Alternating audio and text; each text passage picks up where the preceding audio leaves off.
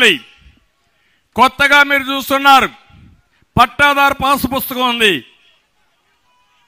ఉంది కదా, మీ పట్టాదారు పాసు పుస్తకం ఎవరిచ్చారా? భూమి మీ తాత ముత్తాత ఇచ్చాడు. ఆ పట్టాదారు పాస్ బుక్ పైన ఎవరు ఫోటో ఉందో చూసుకున్నారా తల్లి? ఎవరు ఫోటో? జగన్ ఫోటో అవునా కాదా? సైకో ఫోటో అవునా కాదా? పాస్ బుక్ మీది, మీ తాత ముత్తాతలు ఇచ్చిన ఆస్తి, ఫోటో అయింది. అంటే మీ అమ్మ తరపున బంధువా?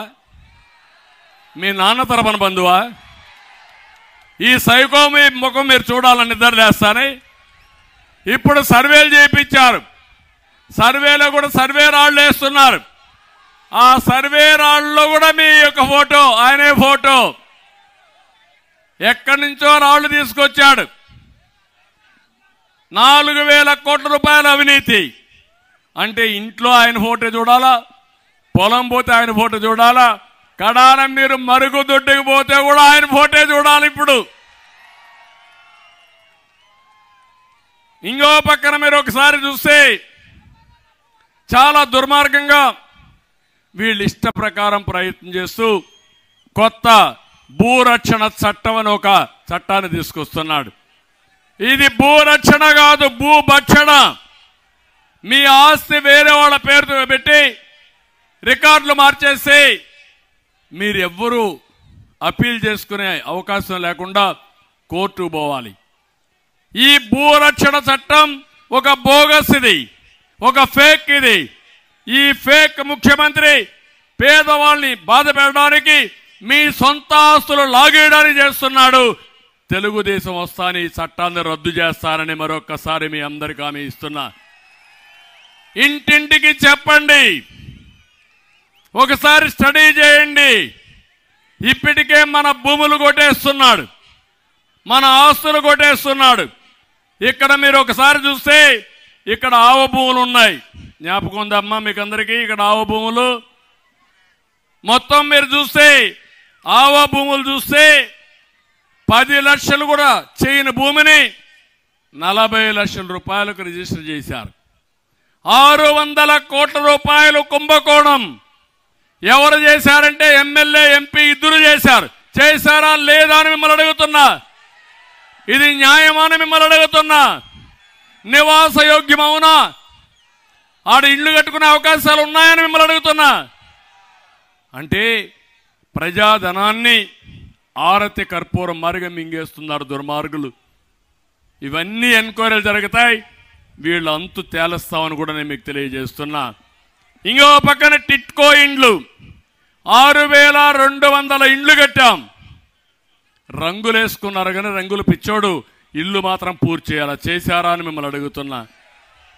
పేదవాళ్ళకు ఆస్తి ఇవ్వాలనుకుంటే ఇలాంటి దుర్మార్గమైన కార్యక్రమం చేసే పరిస్థితికి వచ్చాడు.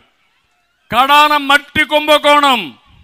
పోలవరం కాలువలు మనం దోవితే కాలువల పక్కన గట్లో ఉండే మట్టిని దొంగ వ్యాపారం చేసుకుని పోలవరం కాలువలకు కూడా గండిపడే పరిస్థితి, రక్షణ లేని పరిస్థితి చేసే పరిస్థితికి వచ్చాడు.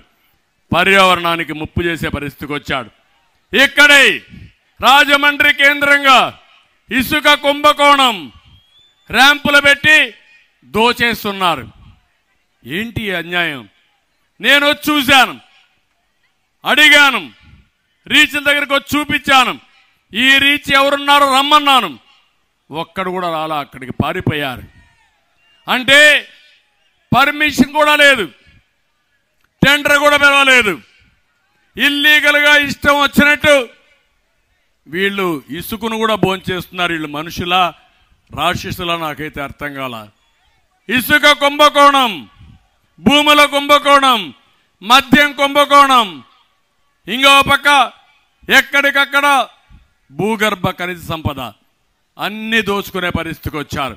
నేను ఒకటే ఈ రాజమండ్రిలో మీకు అందరికీ హామీ ఇస్తున్నా, తప్పకుండా తెలుగుదేశం పార్టీ, జనసేన ప్రభుత్వం వీళ్ళు తిరిగిన డబ్బుల్ని కక్కిస్తాం, దోషుల్ని కఠినంగా శిక్షించే బాధ్యత మేము తీసుకుంటాం. ఇక్కడికి వచ్చినప్పుడు ఒక ఎంపీ ఉన్నాడు, రీల్స్ మాస్టర్. పార్లమెంట్లో ఏమీ మాట్లాడు, సోషల్ మీడియాలో మాత్రం రీల్స్ పెడతానే ఉంటాడు. అడిగి గుడ్ మార్నింగ్ చెప్పించుకుంటాడు మీ దగ్గర, అడిగి పూలు చల్లించుకుంటాడు, మళ్ళా వీడియో తీసి మళ్ళా రీల్స్ పెడతా ఉంటాడు. అంటే వీళ్ళంతా పిచ్చోళ్ళంటే ప్రజలను అమాయకులు చేయాలనుకుంటున్నాడు. అందుకే ఆయన చూసిన తర్వాత నీ రీల్స్ చూసి అలసిపోయాం కాబట్టి నువ్వు ఎంపీగా పనికిరావు, ఎమ్మెల్యేగా బొమ్మను ఒక తన్ను దాన్ని రాజమండ్రిలో పడేశారు. ఇతను ఎక్కడ ఏ పని జరిగినా 15% కమిషన్ ఇవ్వాల్సింది. వాటా, నేను కమిషన్ అన్నా, నువ్వు వాటా అన్నావు.